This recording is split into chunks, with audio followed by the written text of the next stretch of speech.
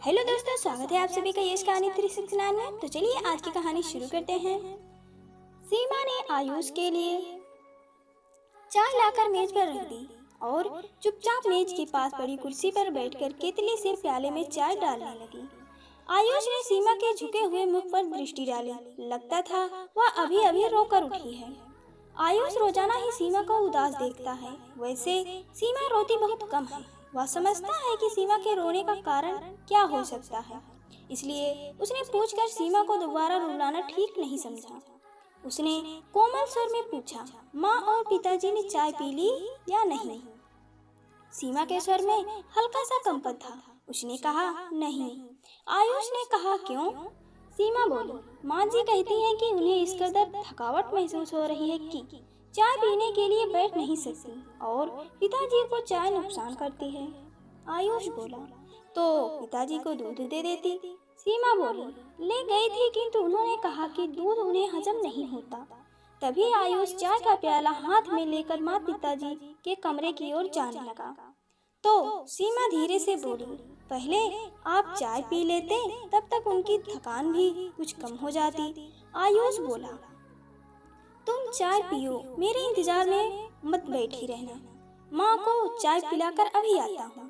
सीमा ने चाय नहीं पी, गोद में हाथ रखे खिड़की से बाहर देखती रही। काश वह भी हवा में उड़ते बादलों की तरह स्वतंत्र और चिंता रहित होती। सीमा के पिता एक सफल डॉक्टर थे, पर उनकी सबसे बड़ी कमजोरी यह थी कि वे किसी को कष्ट में नहीं देख सकते थे। जब कोई निर्धन बीमार उनके पास आता तो वह उससे फीस का जिक्र तक नहीं करते थे, बल्कि उल्टे उससे फल व दवाइयों के लिए कुछ पैसे अपने पास से दे देते। परिणाम यह हुआ कि वे जितना काम व मेहनत करते थे उतना धन संचित नहीं कर पाए। फिर उनकी लंबी बीमारी चली। जो थोड़ा बहुत धन था वह खत्म हो गया। उनकी मृत्यु के बाद सिर्फ एक मकान के अलावा और कोई संपत्ति नहीं बची थी। सबसे बड़ी बहन होने के नाते सीमा ने घर का भार संभालना अपना कर्तव्य समझा। उसने एक स्कूल में अध्यापिका की नौकरी कर ली। छोटी बहन रीना मेडिकल कॉलेज में चौथे साल में थी और भाई रवि द्वितीय वर्ष में था। आयुष ने जब सीमा के सामने विवाह का प्रस्ताव रखा तो उसने साफ इनकार कर दिया। उसका कहना था कि जब तक रीना पढ़ाई पूरी करके कमाने लायक नहीं हो जाती तब तक वह विवाह की बात सोच भी नहीं सकती। इस पर आयुष ने आश्वासन दिया था कि विवाह में वह कुछ खर्च न होने देगा और विवाह के पश्चात भी सीमा अपना वेतन घर में देने के लिए स्वतंत्र होगी। आयुष का यह तर्क था कि वह एक मित्र के नाते उसके परिवार के प्रति सब कुछ नहीं कर सकता था जो परिवार का सदस्य बन जाने के पश्चात कर सकेगा। यह तर्क सीमा को भी ठीक लगा था। कभी कभी अपनी चिंताओं के बीच वह खुद को बहुत ही अकेला व असहाय पाती थी। उसने सोचा था कि यदि उसे आयुष जैसा साथी जो उसकी भावनाओं को अच्छी तरह समझता है मिल गया तो उसकी चिंताएं कम हो जाएगी।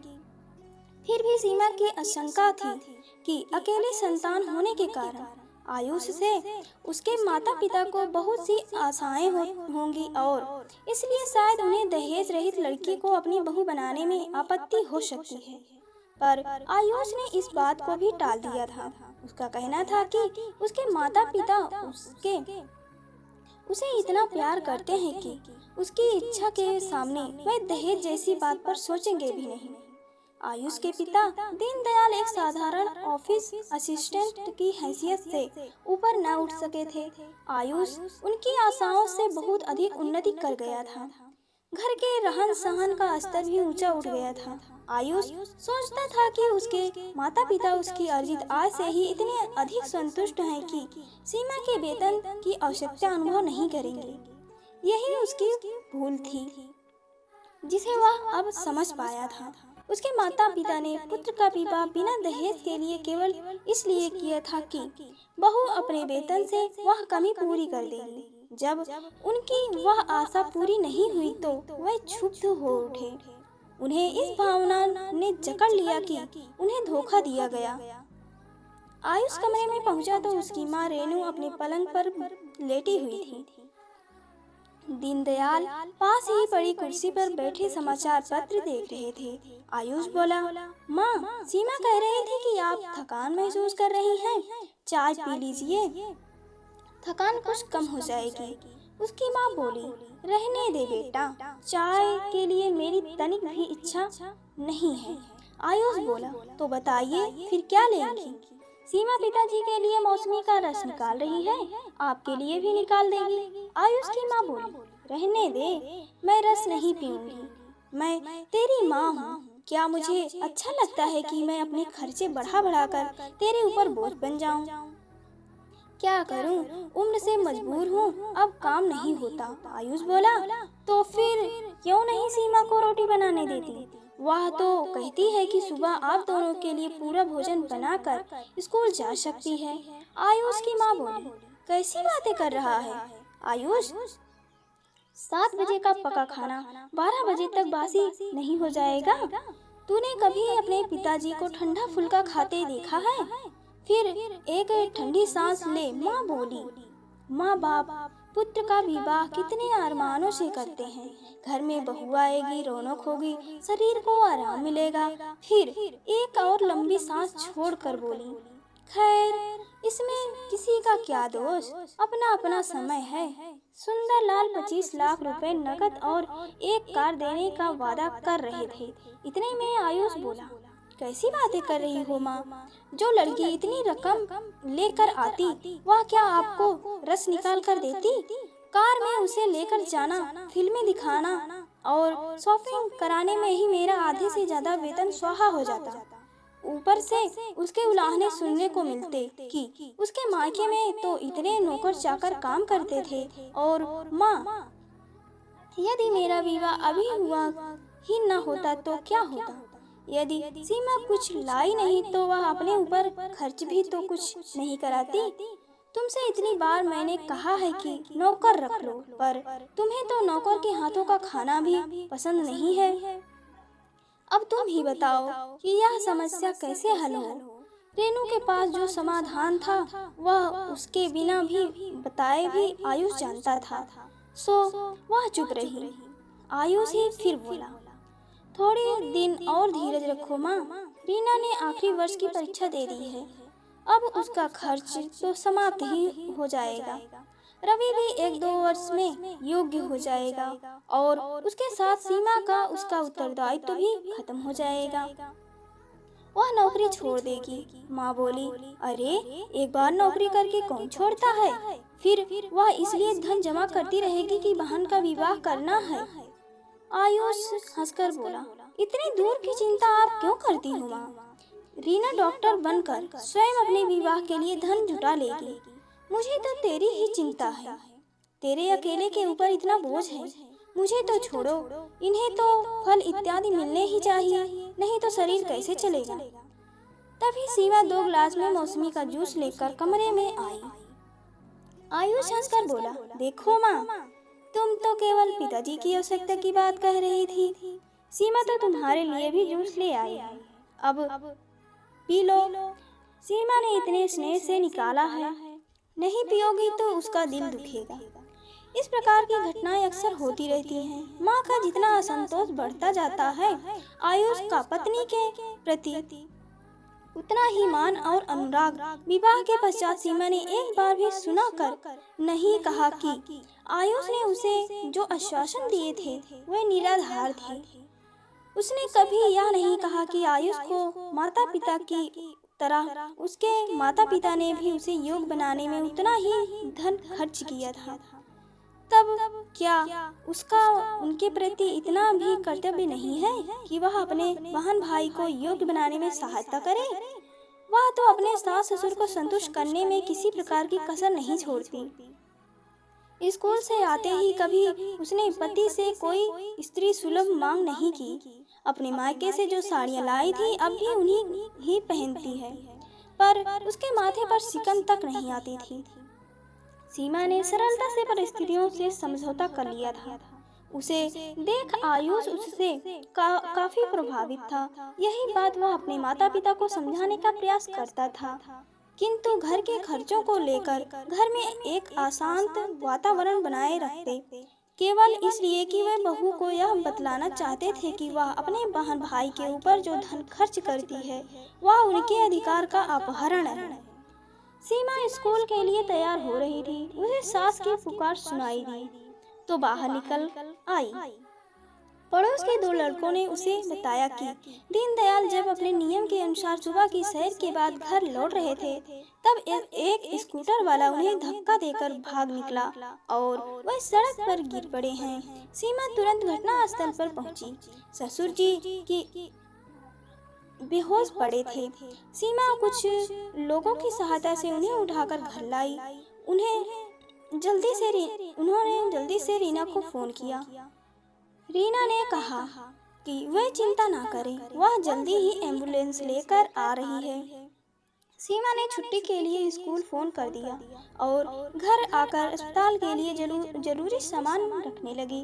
तभी रीना आ गई। जितनी तत्कालीन चिकित्सा करना संभव था उसने पहले देखभाल की और उन्हें अस्पताल ले गई। रीना अपने स्वभाव और व्यवहार के कारण पूरे अस्पताल में सर्वप्रिय थी। अस्पताल वाले यह जानकर कि उसका कोई निकट संबंधी अस्पताल में भर्ती होने आया है, उसके मित्रों और संबंधित डॉक्टरों ने सब प्रबंध कर दिए। घबराहट के कारण रेनू को लग रहा था कि वह शक्ति रहित होती जा रही है। सारे अस्पताल में एक हलचल सी मची हुई थी। वह कभी सोच भी नहीं सकती थी कि कभी उसके रिटायर्ड पति को इस प्रकार का विशेष इलाज उपलब्ध हो सकेगा। बीच बीच में सीमा आकर सास को धीरज बंधाने का प्रयत्न करती थी। आयुष ऑफिस के कार्य से कहीं बाहर गया हुआ था। सीमा ने उसे भी इस घटना की सूचना दे दी। रवि समाचार पाते ही तुरंत आ गया। दवाइयों के लिए भागदौड़ वही कर रहा था। मदद के लिए उसके एक मित्र ने उसे अपनी कार दे दी थी। 5-6 घंटे बाद दीनदयाल जी कमरे में लाए गए। रीना ने बराबर सीमा की सास को तसल्ली दी कि दीनदयाल जी जल्दी ही ठीक हो जाएंगे। वातावरण में एक ठहराव सा आ गया था। रेनू ने कमरे में चारों ओर देखा। अस्पताल में इतना अच्छा कमरा तो काफी महंगा पड़ेगा। जब उसने अपनी संख्या व्यक्त की तब रवि बोला, माँ जी, आप 2 बेटों की माँ होकर खर्च की चिंता क्यों करती हैं? मेरे होते यदि आपको किसी प्रकार का कष्ट हो तो मैं बेटा होने का अधिकार कैसे पाऊंगा? सीमा हंसकर बोली, माँ जी, आज इसने पिताजी को अपना रक्त दिया है ना, इसीलिए यह बढ़ कर अब आपका बेटा होने का दावा कर रहा है। यह सुन रेनू की आंखें छलछला आई। वह सोच रही थी कि यदि सीमा ने बहन की पढ़ाई में सहायता न की होती तो क्या आज रीना डॉक्टर होती और क्या उसके पति को ये सुविधाएं मिल पाती? श्याम सुंदर लाल का पुत्र क्या अपनी बहन को दहेज के बाद उसके ससुर को खून देने की बात सोचता? दीनदयाल जब अस्पताल से घर आए तब तक रेनू की मनोस्थिति बिल्कुल बदल चुकी थी और सारी कमजोरी भी गायब हो चुकी थी। रात को पति को जल्दी भोजन कराकर वह सीमा के लिए कार्डिगन बुन रही थी। तभी उन्हें रवि के आने की आवाज सुनाई दी। प्रसन्नता से उनका मुख उज्जवल हो उठा। रवि ने एक डब्बा लाकर उनके पैरों के पास रख दिया और पूछने पर बोला, माँ जी, मैंने एक पार्ट टाइम जॉब कर ली है। पहला वेतन मिला तो आपसे आशीर्वाद लेने चला आया। यह सुनकर रेनू चकित रह गई। वह रुष्ट होकर बोली, क्या तेरा दिमाग खराब हो गया है? पढ़ना नहीं है जो पार्ट टाइम जॉब करेगा? रवि बोला, पढ़ाई में इससे कुछ अंतर नहीं पड़ेगा माँ, बेशक अब आवारागर्दी का समय नहीं मिलता। मैं तेरी बात नहीं मानूंगी जब तक तू नौकरी छोड़ने का वादा नहीं करेगा। मैं इस डिब्बे को हाथ भी नहीं लगाऊंगी। अरे माँ, आप तो जीजा जी से भी ज्यादा धमकियां दे रही हैं। चलिए, मैंने आपकी बात मान ली, अब शीघ्र डब्बा खोलिए। रवि ने आतुरता से कहा। डब्बा खोला तो रेनू स्तब्ध रह गई और डबडबाई आंखों से बोली, पगले, मैं बुढ़िया यह साड़ी पहनूंगी? अपनी जीजी को देता ना। रवि बोला, पहले माँ फिर बहन। अच्छा माँ जी, अब जल्दी से आशीर्वाद दे दो। और रवि ने रेनू जी का हाथ अपने सिर पर रख लिया। रेनू हंसे बिना रह न सकी और बोली, तू तो बड़ा शातिर है, आशीर्वाद लेने के लिए भी रिश्वत देता है। तुम सब भाई बहन सदा प्रसन्न रहो और दूसरों को प्रसन्न रखो, मैं तो कामना करती हूँ। और मेरे प्यारे दोस्तों, कहानी आप सभी को कैसी लगी हमें कमेंट करके ज़रूर बताएं। अगर पसंद आए तो वीडियो को लाइक करें, शेयर करें और चैनल को सब्सक्राइब करें। और मिलते हैं अगली कहानी में, और हंसते रहें, मुस्कुराते रहें, आगे बढ़ते रहें। Thank you.